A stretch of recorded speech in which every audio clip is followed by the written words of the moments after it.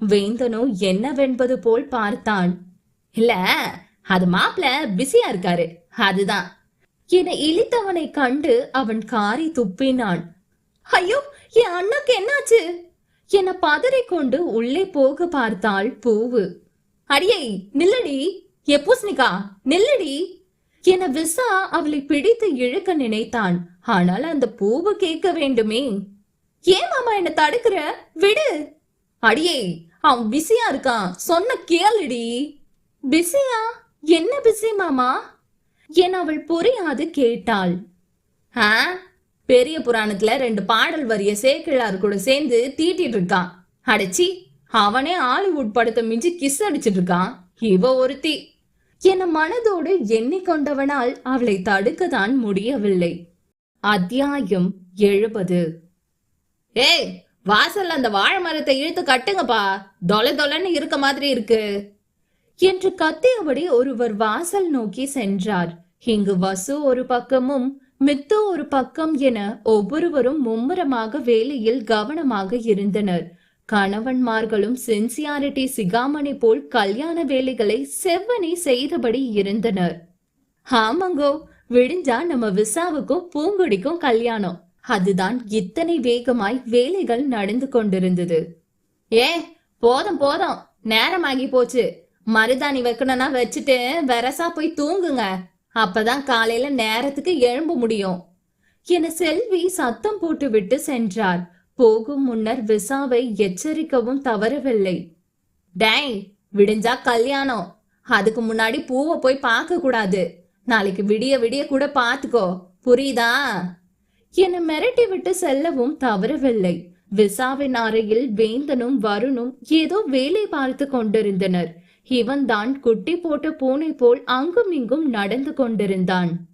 என்ன மச்சான், வீட்டை அளந்துட்டு இருக்கீங்க, டேப் எதுவும் வேணுமா என அவன் சட்டையை அயன் செய்தபடியே கேட்டான் வருண். அதெல்லாம் இல்ல வருண், மாப்பிள்ளைக்கு பயங்கர பசி போல, அதுதான் இப்படி ரூம் அளந்துட்டு இருக்கான். நான் வேணும்னா பாலும் பழமும் கொண்டு வருவா மச்சி என சிரிப்பை அடக்கியபடி கேட்டான் வேந்தன். ஏன்டா பேச மாட்டீங்க, நீங்கெல்லாம் பொசுக்குன்னு கல்யாணம் பண்ணி இப்ப ஜாலியா இருக்கீங்க, அதனால பேசதானே செய்வீங்க. என் கஷ்டம் எனக்கு தான் தெரியும். யோ மச்சான், பொசுக்குன்னு கல்யாணம் பண்ணோன்னு வேணா சொல்லு, ஆனா ஜாலியா இருக்கோன்னு சொல்லாத. கல்யாணம் பண்ணிப்பாரு, அப்ப தெரியும். என்ன சகல, வாஸ்தவம் தானே என வேந்தன் பக்கம் திரும்பி கேட்டான் வருண். ஆமா ஆமா, நாளையில இருந்து உனக்கு தெரியும். ஏங்கடா நீங்க வேற என மீண்டும் அவன் நகத்தை கடித்தபடி அங்கும் இங்கும் நடந்தான். டே, இப்போ உனக்கு என்ன பிரச்சனை, எதுக்கு பிபி பேஷண்ட் மாதிரி இப்படி ஒலாத்திட்டு இருக்க வருண் பொங்கி விட்டான். எனக்கு பூவை பார்க்கணும் விசா முகத்தை பாவமாக வைத்து கொண்டு சொன்னான். எது என இருவரும் ஒரே டோனில் கேட்டனர். ஆமா, எனக்கு பூவை பார்க்கணும் இப்பவே. சகல, இவருக்கு முத்திருச்சு, வாங்க நம்ம போய் தூங்குவோம் என வருண் கிளம்ப எத்தனித்தான். ஏய், இப்ப மட்டும் நீங்க எனக்கு ஹெல்ப் பண்ணல, என்ன பண்ணுவ என வருண் முந்திக் கொண்டு வந்தான். நீ நைட்டானா உன் பொண்டாட்டி யாரும் தங்கச்சிக்கு தெரியாம தம் அடிக்கிறத போட்டு கொடுத்துருவேன். எப்படி வசதி? போச்சு, ஆஃப் பண்ணிட்டான். எப்ப மச்சான் போவோம், இப்படியே கிளம்போமா என முந்தி கொண்டு போய் வருண் வாசலில் நின்றான். விசாவோ வேந்தனை பாவமாக பார்த்தான். சரி வா போவோம், ஆனா யாருக்கும் தெரியக்கூடாது, தெரிஞ்சா பிரச்சனை ஆகிடும். சிறப்பா பண்ணிடலாமாமே. ஆமா, செருப்பா பண்ணுவான் என நோஸ்கட் செய்தான் வருண். என்ன, வாசல்ல செருப்பு இருக்கு, அப்படியே போட்டுட்டு போயிடலாம், அதுதான் அப்படி சுருக்கி சொன்னேன். வாங்க கிளம்புவோம் என மெல்ல தலையை மட்டும் வெளியே விட்டு எட்டி பார்த்தான். டாக்டர் சார் என்ன பண்றீங்க என உள்ளே இருந்தபடி விசா அவன் முதுகை சுரண்டினான். நம்ம யாருக்கும் தெரியாம போனோம்ல, அதுதான் பாக்குறேன் என எட்டி பார்த்தான். ஆனா டாக்டர் சாரு, அதுக்கு கதவு வழியா தானே பாக்கணும். நானும் கதவு வழியா தானே மச்சான் பாக்குறேன். டேய், அறிவு கேட்ட மாப்பிள, இது கதவு இல்ல, பீரோ. உன்னையெல்லாம் வச்சுக்கிட்டு சே என விசா தலையில் அடித்து கொண்டான். ஹிஹி, சாரி மாமே, இருட்டா இருக்கவும் எது கதவுன்னு தெரியல. இப்ப வாங்க போவோம் என்றபடி மூவரும் பதுங்கி பதுங்கி 2 தெரு தள்ளி இருக்கும் பொண்ணு வீடான பூவு வீட்டை நெருங்கினார்கள். யோ மச்சான், என்னையா இன்னும் பொண்ணு வீட்டுல அம்புட்டும் தூங்காம நடமாடிட்டு இருக்குதுங்க? என்ன சுவற்றிலிருந்து எட்டி பார்த்தபடி கேட்டான் வருண். இதுங்களாம் அப்படிதான் மச்சான், பொண்ணு வீடுல, அதனால அம்புட்டு பேரும் மேக்கப் போட்டுக்கிட்டு சுத்துவாளுங்க. ஒருத்தியும் தூங்க மாட்டாளுங்க. நம்ம வா அந்த பக்கம் சுத்தி போவோம். பூவின் அறையில் மித்து, வசு, பூவு, இந்து என 4வரும் அமர்ந்திருந்தனர். வசுவின் கையில் இந்துவும் பூவின் கையில் மித்துவும் மருதாணி வைத்தனர். ஏன் பூவாக்கா இம்பிட்டு ஆர்வமா மருதாணி வைக்கிறியே? அதுல விசா மாமா பேரு எழுதுதானே? இந்து கிண்டலாய் கேட்டாள். ஆமா ஆமா, அந்த கருவா பயலுக்கு அது ஒண்ணுதான் குறைச்சல் என பூவு முகத்தை சிலுப்பிக் கொண்டாள். இங்கு 3 ஜீவன்களும் தனது மனையாள்களை ஜன்னல் வழி ரசித்துக் கொண்டிருந்தனர். சற்று முன்புதான் விசா அவன் வருங்காலத்தை புகழ்ந்து பேசியிருந்தான். என் பூக்கு எம்மல அம்புட்டு லவ்ஸு, ஒரு வார்த்தை மாமாவை தாண்டி சொல்ல மாட்டா. உங்க பொண்டாட்டிங்களும் தான் இருக்காங்களே என இல்லாத காலரை தூக்கி விட்டான். ஆனால் 10 பைசா செலவில்லாமல் அசிங்கப்படுத்தி விட்டாள் ஆசை காதலி. அடி பாவி, உன்னைய பார்க்க ஓடோடி வந்த என்ன ஒரே வார்த்தையில அசிங்கப்படுத்திட்டா என விசாவோ உள்ளே கழுவி ஊத்தினாலும், அது அவ செல்லமா அப்படிதான் கூப்பிடுவா என இருவரையும் பார்த்து இழித்து வைத்தான். ஏய், என்ன என் அண்ணாவை பார்த்தா கருவ பைய மாதிரியா தெரியுது என வசு முகத்தை சீரியஸாக வைத்து கொண்டு கேட்டாள். அப்படி கேளுடி என் செல்லா குட்டி, அண்ணனை ஒரு வார்த்தை சொன்னதை என் தங்கச்சிக்கு எம்புடு கோவம் வருது என தங்கையை மெச்சிக்கொண்டான் விசா. ஓ, அப்ப இல்லைன்னு சொல்வியோ என பூவு முந்திக் கொண்டு கேட்டாள். சாச்ச, அவன் கருவா பையன்தான். ஆனா அது மட்டும் இல்ல, தடிமாட்டு கருவா பையன், அறிவு கெட்டவன் என்று கை தட்டி சிரித்தாள் வசு. விசாவின் இதயத்தில் டமால் என்ற சத்தம். வேந்தனும் வருணும் அவனை கேவலமாக ஒரு லுக்கு விட்டார்கள்.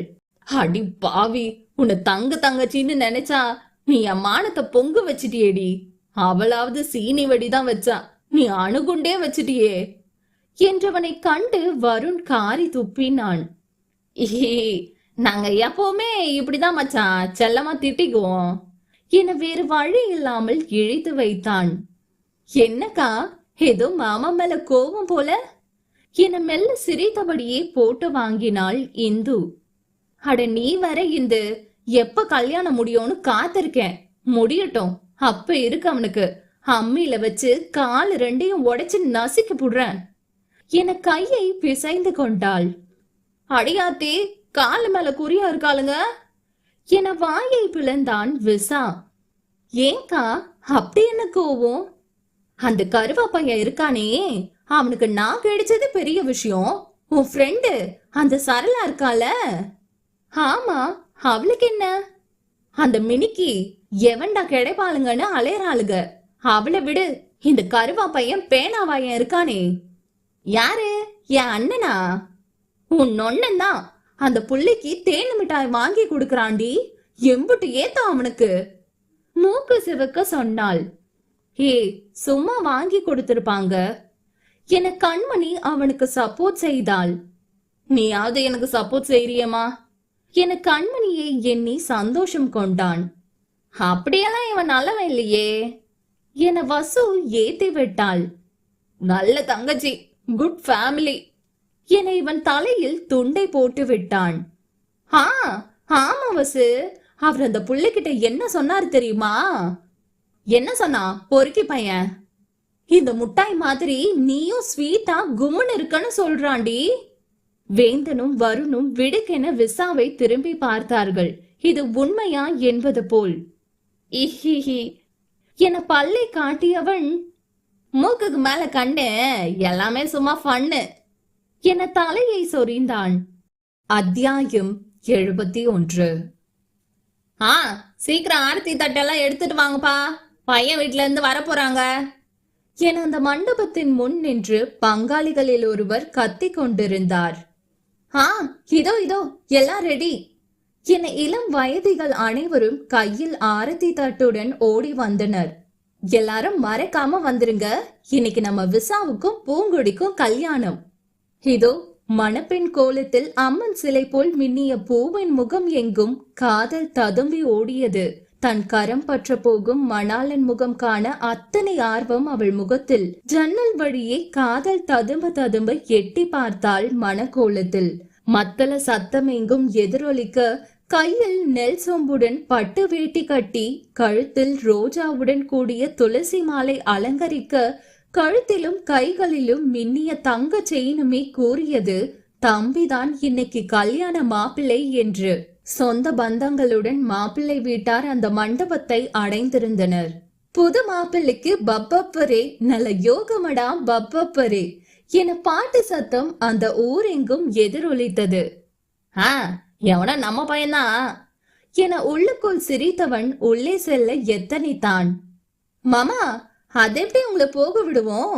நாங்கெல்லாம் அவ்வளவு சீக்கிரம் உள்ள விட்டுருவோமா? தட்டுல காசு போட்டாதான் உள்ள விடுவோம் என ஆரத்தி தட்டுடன் கன்னி பெண்கள் கூட்டம் வழிமறித்து நின்றார்கள். அதுதானே பார்த்தேன், என்னடா இன்னும் இவளுங்களை காணோன்னு என சட்டையில் கைவிட்டு காசை எடுத்தான் விசா. அடியே, இப்ப பாருங்க, மாம 2000 நோட்டை எடுத்து போட போறாரு. நம்ம தாண்டி மிஸ் பண்ணிட்டோம்.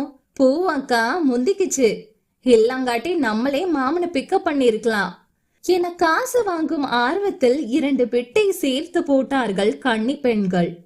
ஏங்கடி, இதுக்கு முன்னாடி எல்லாம் உங்க பின்னாடி ஏதோ அக்கா மவளுங்கன்னு ஒரு ஆசையில சுத்தினப்ப சீ பொறுக்கி, நீ எல்லாம் நல்ல குடும்பத்துல பிறக்கலையான்னு காரி துப்பிட்டு போக வேண்டியது, இப்ப வந்துட்டு மிஸ் பண்ணிட்டோன்னு உருட்டுறீங்களா?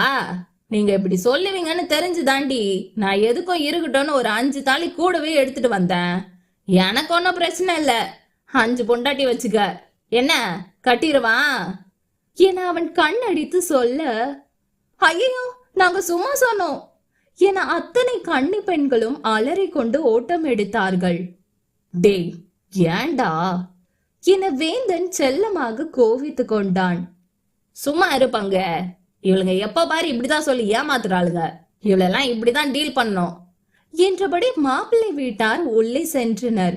மாப்பிள்ளையானவன் தன் ஆசை மனைவியை காண மந்திரத்தை கூட சரியாக ஓதாமல் மணப்பெண் அறையையே வழிமேல் விழி வைத்து பார்த்து கொண்டிருந்தான்.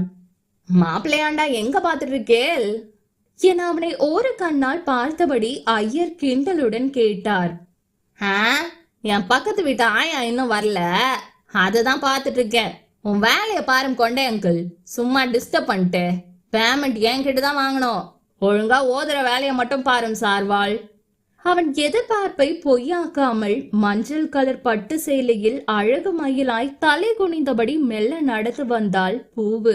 பெண்ணின் தோழிகள் அவளை அழைத்து வந்தனர். எக்கோ அங்க பாரு, மாம்சி எப்படி சைட் அடிக்கிறார்னு, கொஞ்சம் நிமிர்ந்துதான் பாரு என இந்து அவளை சீண்டி கொண்டிருந்தாள். மெல்ல நிமிர்ந்த பூவை பார்த்து விசாவோ சட்டென கண்ணடிக்க, அச்சோ என பதறிக்கொண்டு அவள் குனிந்து கொண்டாள். ஐயோ வெக்கப்படுறாளே என ஆவென வாயை பிளந்து பார்த்தான் விசா. யோ மாம்சே, போதும், வாட்டர் ஃபால்ஸ் பொங்கி வழியுது, போதும் மூடு, வெள்ளம் வந்துட போது, கொஞ்சமாவது கெத்த மெயின்டைன் பண்ணியா என வருண் கிண்டல் செய்தான். அட போயா, இதெல்லாம் வாழ்க்கையில ஒரு தடவை தான் நடக்கும் என அவனும் விடாத அவளை சைட் அடித்தான். ஏதோ தன் அருகில் இருப்பவளை இமைக்காது பார்த்தவன், ஹே பூஸ்னி, இன்னைக்கு என்னடி நீ என் கண்ணுக்கு இவ்ளோ அழகா தெரியுற என மெல்ல அவளை சீண்டினான். இன்னைக்கு நைட்டு தெரியும் எப்படின்னு என அவள் ஒற்றை புருவம் உயர்த்தி சொல்ல, ஏய் என்னடி இப்படி பேசுற, எனக்கு ஒரே வெக்கமா இருக்குடி என்றவனின் தொடையில் பட்டென்று கிள்ளி வைத்தாள் அந்த சேட்டைக்காரி. ரொம்ப கற்பனை பண்ணாத, மவன வாயா, இன்னைக்கு உன்னைய பாத்துக்கிறேன், தேனு மிட்டாயா வாங்கி கொடுக்கற, இன்னைக்கு இருக்குடி மவன உனக்கு விழி உயர்த்தி மிரட்டினாள். ஐயோ இவ இன்னும் இத மறக்கலையா, சரி விடுடா விசா, அப்படி என்ன பண்ணிடுவா என மனதோடு எண்ணிக்கொண்டவனுக்கு இன்னும் அவளை பற்றி தெரியவில்லை. நாளை ஆயிடுத்து, கெட்டி மேளம் என வழக்கமாக கூறும் அதே டயலாகை சொன்னார் ஐயர். ஊரார் முன்னிலையில் தன் மனம் கவர்ந்தவளின் கழுத்தில் 3 முடிச்சு இட்டு அவளை தன் மனையால் ஆக்கியவன் முகத்தில் அத்தனை காதல். பின் அவள் நெற்றி வகுட்டிலும் தாலியிலும் குங்குமம் வைத்தான். எல்லாரும் பந்தியில வந்து உட்காருங்கப்பா, சட்டு புட்டுன்னு பந்திய ஆரம்பிச்சு விட என ஒரு பக்கம் சாப்பாட்டு விருந்து விறுவிறுப்பாக நடந்து கொண்டிருந்தது. என்ன ஆனா நமக்கு என்ன, நமக்கு சோறுதான் முக்கியம் என்பது போல் சாப்பாடு பந்தி ஒரு பக்கம், பெண்களின் கேலி சிரிப்புகள் ஒரு பக்கம், சரக்கு அடித்து விட்டு பங்காளிகள் சச்சரவு ஒரு பக்கம். எப்பா 1001 போட்டுக்கோ, ஆனா சீனா விரும்மாண்டிய 2001, அண்ணா 1 போட்டுக்கோ என மொய் வைக்கும் மாமன் வீட்டார் ஒரு பக்கம் என அந்த கல்யாண வீடு களை கட்டியது. 1000 இருக்கட்டுமே, யாரும் அறியா வண்ணம் இளம் சிங்கங்கள் தனது அத்தை மகள் மாமன் மகள் என சைட் அடிக்கும் அந்த கண்கொள்ளா காட்சி இருக்கே, அதை ரசிக்க கோடி கண்ணு பத்தாதுப்பா. யோ நல்லா ஊட்டியா, யோ மாமா ஊட்டியா என ஏத்தி விட்டான் வருண். மாப்பிள்ளையும் பெண்ணும் பந்தியில் அமர்ந்தனர். இருவரும் மாறி மாறி ஊட்டிக்கொள்ள வேண்டும் என்பதால் தான் இந்த கூத்து. அக்கா நீ மட்டும் என்ன சும்மாவா, அந்த மிளகாயை எடுத்து ஊட்டு என இந்த பக்கம் இந்து ஏத்தி விட்டாள். என்னதான் வெளியே சிரிப்பது போல் காட்டிக்கொண்டாலும் உள்ளே இருக்கும் வருத்தத்தை எத்தனை மறைத்தும் இந்துவால் முடியவில்லை. சிரித்த வண்ணம் அங்கிருந்து நகர்ந்தவள் மண்டபம் மாடியில் போய் தனியே அமர்ந்து கொண்டாள். இதோடு மாறனை கண்டு பல நாட்கள் ஆகிவிட்டது.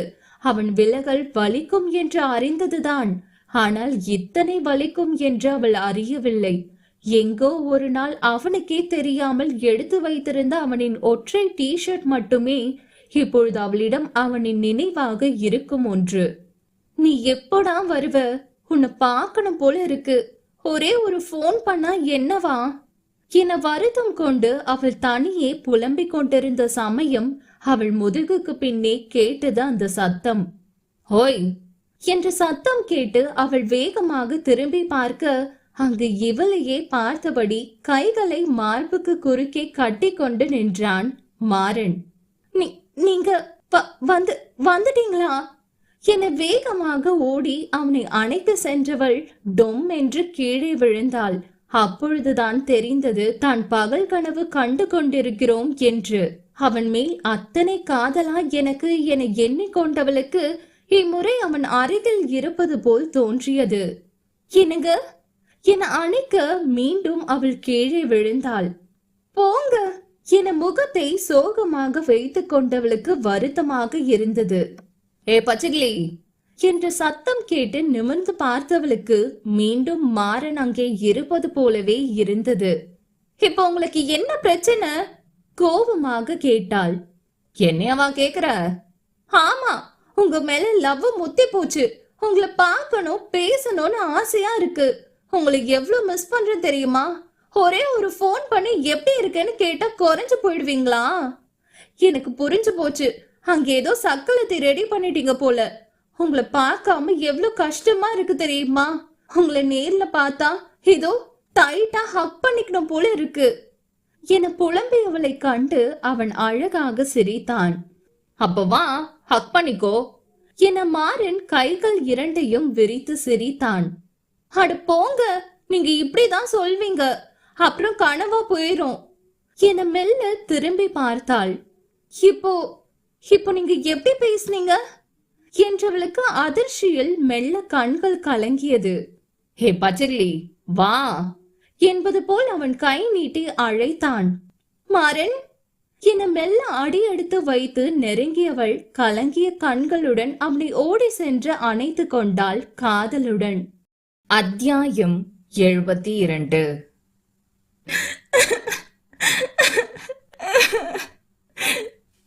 இந்து தேம்பி தேம்பி அழுதாள்.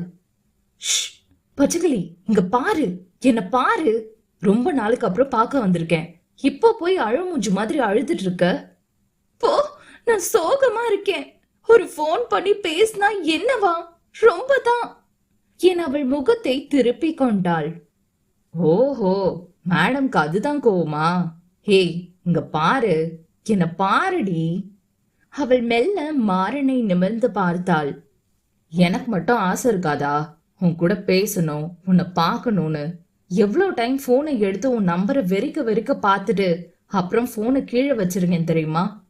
எனக்கும் அவ்வளோ ஆசை உன் கூட பேசணும், உன் கைய பிடிச்சு நடக்கணும், ஏதோ இப்படி ஹக் பண்ணிக்கணும்னு. ஆனா ஒரு விஷயம் மட்டும்தான், நான் சொல்லிட்டு போன வார்த்தை, நீ படிக்கணும். அதுக்கு தாண்டி பச்சைக்கிளி. போங்க, சும்மா போய் சொல்லாம. ஒரு டைம் போன் பேசுறதால என் படிப்பொண்ணு கெட்டு போகாது. எனக்கு எவ்வளவு கஷ்டமா இருக்கு தெரியுமா? தெரியுதுடி. ஏதோ நான் காலேஜ் முடிச்சிட்டேன், ஒரு டைரக்டர் கிட்ட அசிஸ்டண்டா ஜாயின் பண்ணிட்டேன். உனக்கும் இன்னும் 1 இயர்ல காலேஜ் முடிஞ்சிரும். அப்புறம் என்ன, நம்ம கல்யாணம் தான். ஓகேவா என அவள் நெற்றி முட்டினான். இருந்தாலும் நீங்க பேசி இருக்கணும் என புருவம் சுருக்கி பார்த்தாள். இல்ல வேற சக்கலத்தை பார்த்து வச்சிட்டீங்களா? மூக்கு சிவக்க கேட்டாள். அடியே, என் மூஞ்ச பாருடி. நான் அதுக்கெல்லாம் சரிபட்டு வருவேன்னு நினைக்கிறியா? உன்னை தவிர ஒருத்தியும் என்ன திரும்பி கூட பார்க்க மாட்டா. நம்படி. அதுவும் உண்மைதான். இருந்தாலும் உங்களை நம்ப முடியாது. அடியே, அமுக்கணி மாதிரி இருந்துகிட்டு இப்ப இவ்ளோ பேசுற நீ என அவளை பிடிக்க எண்ணி அவன் துரத்த, பெண்ணவளோ அவன் கைகளுக்குள் சிக்காமல் ஓடினாள். யோ, நான் சொன்னேனா உன்கிட்ட, போயா என அவள் அவனுக்கு அகப்படாமல் ஓடினாள். மாப்பிள்ளைக்கு நகை போட வேண்டும் என்பதால் கண்மணியும் வேந்தனும் வீடு வரை வந்திருந்தார்கள். எங்க வச்சிங்க என வீடெங்கும் தேடிக் கொண்டிருந்தார்கள் இருவரும். இங்கதாங்க கண்மணி வச்சேன் என வேந்தனும் சுற்றி முற்றி தேடிக் கொண்டிருந்தான். நகைய மறந்து வைக்கிற அளவுக்கு அப்படி என்ன நினைப்புல இருக்கீங்க? உங்களுக்கு வர வர ரொம்ப மறதி வருது. வெயிட் வெயிட் என அவள் ஏதோ யோசித்தாள். என்னங்க கண்மணி, உங்களுக்கு ரொம்ப மறதி வருது அப்படின்னா உங்களுக்கு வயசாயிடுச்சுன்னு நினைக்கிறேன் என சிரித்தாள் அவள். என்ன, எனக்கு வயசாகிருச்சா என அவளை நெருங்கி வந்தவனை அவள் புரியாது பார்த்தாள்.